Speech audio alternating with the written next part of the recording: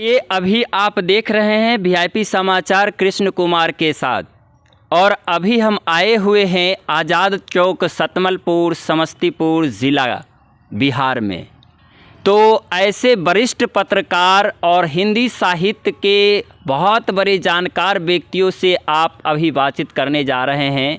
जितने भी दर्शक लोग हैं वीआईपी समाचार को लाइक कमेंट शेयर करते रहेंगे। और हम अभी आए हुए हैं गंगा प्रसाद आज़ाद जी के पास। गंगा प्रसाद आज़ाद जी, आप सर बताइए, अपना परिचय जो है दर्शकों को दीजिए। मैं आचार्य डॉक्टर गंगा प्रसाद आज़ाद सतमलपुरी, और मैं 1968 से पत्रकारिता से जुड़ा हूँ। 1968 से आप पत्रकारिता से जुड़े हुए हैं। पत्रकारिता में सर आपको क्या अनुभव मिला? देखिए, हम लोग जिस समय अखबार निकालते थे, मेरा अपना अखबार निकलता था। क्या नाम से सर? जांच हो हिंदी पाक्षिक। अच्छा। तो हम लोग मिशन लेके चलते थे। क्या था उस समय मिशन?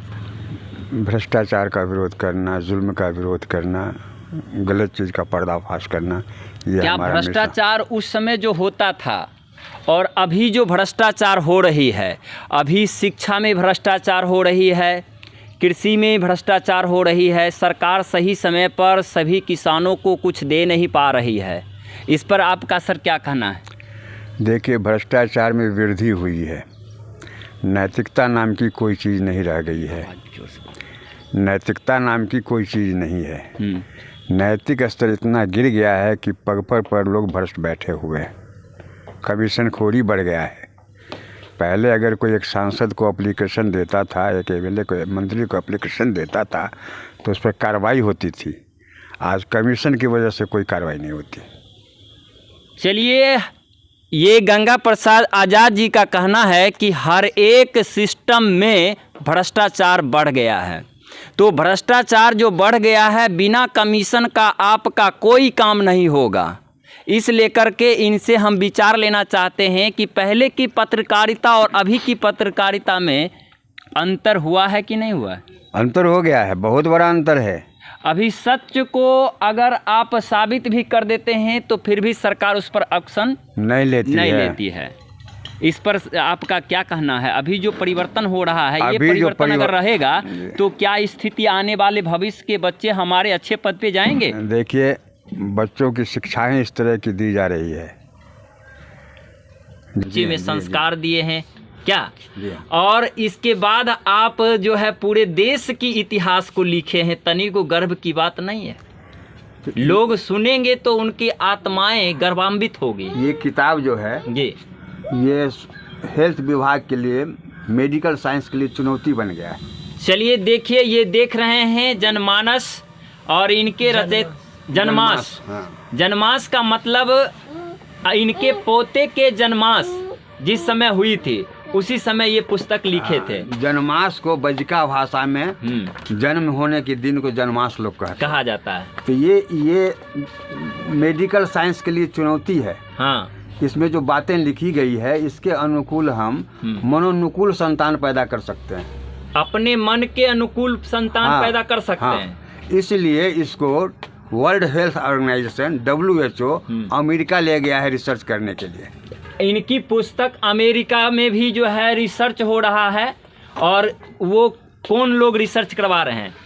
WHO विश्व स्वास्थ्य संगठन। विश्व स्वास्थ्य संगठन इनकी पुस्तक जो जनमास है, इस पुस्तक को रिसर्च किया जा रहा है कि आप अपने मन के अनुकूल, अपने संस्कार के अनुकूल आप अपने बच्चे को जन्म दे सकते हैं। यह मेडिकल साइंस भी यह साबित करती है कि मनुष्य का जैसा नेचर, विचार, व्यवहार होता है वैसा ही अगला जनरेशन होता है। क्या ये भी बात सही है? जी, सही है। साइंस भी, खान पान, रहन सहन, आबो हवा, इसका असर पड़ता है। इसलिए सीता जी को जब वो गर्भवती थी तो जंगल भेजा गया था।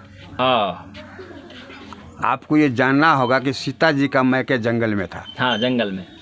सीता जी जनक जी के यहाँ पालित हुई थी। लेकिन सीता जी जनक जी की बेटी नहीं थी।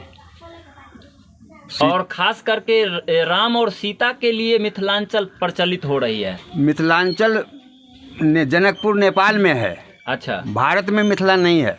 तो भारत नेपाल की जो सभ्यता संस्कृति है और भारत की सभ्यता संस्कृति है, कहीं न कहीं तो मिल ही रहा है। मिलती जुलती है। भारत नेपाल की भाषा बज्जिका है। बज्जिका है। आप लहान हॉस्पिटल में जाए तो वहाँ की महिलाएं डॉक्टर सब बज्जिका भाषा में बोलती है। टोटल के टोटल नेपाली भाषा भी नहीं बोलती नहीं है। वो पूछेगी आप तो कहाँ से लो। भाषा की सभ्यता संस्कृति क्या कह रही है? बज्जी गणराज था। गणराज था। वैशाली गणराज था। हाँ। विश्व का पहला जनतंत्र। अच्छा। जनतंत्र। और वहाँ की भाषा बज्जिका है। चलिए, बहुत बहुत बड़ी बात है कि वीआईपी समाचार के साथ आप ऐसे वरिष्ठ पत्रकार भी रह चुके हैं और इनके माध्यम से हम लोग अभी तक ये पुस्तकों को, बहुत सारे पुस्तक ढेर सारे हैं। फिर अगले एपिसोड में हम मिलेंगे अगले सप्ताह। हो सकता है कि आप लोगों के समाज से मिलेंगे, शिवरात्रि के बाद हम मिलेंगे। धन्यवाद। बहुत बड़े हस्ती जो साहित्य के क्षेत्रों में इन्होंने बहुत बड़ी हस्ती प्राप्त किए हैं। सर, आपका शुभ नाम क्या हुआ? आचार्य डॉक्टर गंगा प्रसाद आजाद सतमलपुरी। सर, आप अपने जीवन का अनुभव बताएं। जीवन में मैं हमेशा भ्रष्टाचार के खिलाफ लड़ता रहा, सच्चाई के पक्ष में। और मुझे ये मिला कि मैं जितने लोग पद पर हैं उसमें बहुत ही कम लोग ईमानदार हैं। तो ईमानदारी, जब अगर इंसान ईमानदारी खो देता है तो उसकी तो दुर्गति होनी चाहिए। जी हाँ, पतन की ओर जाता है। पतन की ओर जाता है। लेकिन अभी तो ऐसा देखा जा रहा है कि जो लोग जितने घूस लेते हैं, जितना भ्रष्टाचार करते हैं, उनकी महल उतनी ऊंची रहती है। देखिए, भौतिकवाद जब चरम सीमा पर पहुंच जाता है तो विनाशवाद की स्थिति उत्पन्न हो जाती है। अभी जो लोग चरम सीमा पर पहुंच रहे हैं भ्रष्टाचार के माध्यम से, अंत समय उनका दुर्गति होगी। देखिए, अभी इनका जो है, दिखाइए सर, आपका कहाँ कहाँ पर मिला था थी?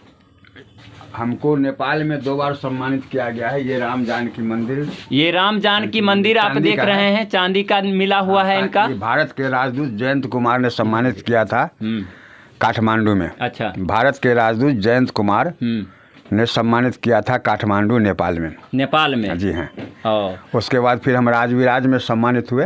हाँ, 2 बार।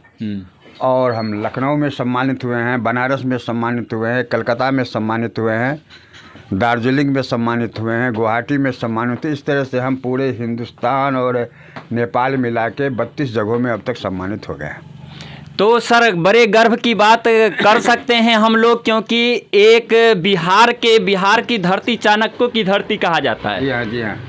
और हमारे बिहार में चाणक्य प्रत्येक घर में हैं, प्रत्येक घर में ऐसा देखा जाता है। लेकिन अभी जो शिक्षा का स्तर गिरते जा रहा है, इस शिक्षा व्यवस्था के स्तर को गिरते में हम लोग किस तरीके से विचार पेश करें? देखिए, शिक्षा की जो स्थिति है बस से बदत होती चली जा रही है।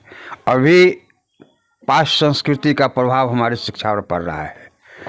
लोग मॉडर्न युग में जा रहे हैं। हमारे यहाँ जब वैदिक पढ़ाई शुरू होगी तो शिक्षा में परिवर्तन हो जाएगा। और शिक्षा में जब परिवर्तन हो जाएगा तो बच्चे में नैतिकता आ जाएगी बच्चों में। और वो जो कमिंग जनरेशन होगा वो बहुत नैतिकवान होगा।